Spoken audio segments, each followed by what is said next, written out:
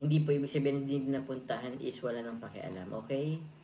Naku po, Kalingap Jomar. Sinagot na po ang mga netizens na nagsasabing walang pakialam kay Carla.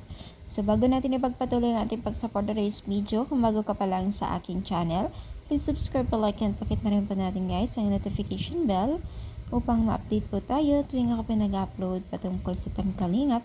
Na please support po natin ang buong Team Kalingap, especially po kila Kalingap Rab at Kuya Bat.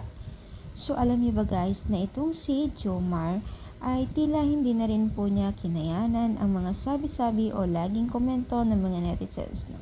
So, naging panahon na rin para sagutin niya ito, no? Dahil syempre gusto rin naman mapaliwanag o malinawan ni Kalingap Jomar ang mga bagay-bagay na hindi naman totoo.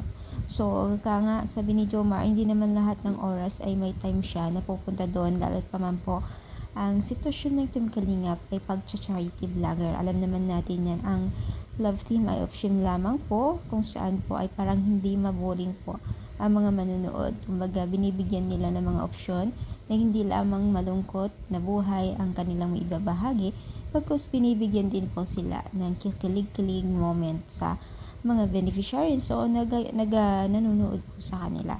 So, sana intindihin po rin din natin itong si Kalingap Jomar dahil marami din po siyang ginagawa sa buhay. Hindi lamang po Love Team, di ba? So, pares naman sila ni Carla na busy ngayon dahil si Carla din ay talagang gugol din po sa kanyang pag-aaral. Which is napakaganda po ang kanilang plano, alam naman natin yan.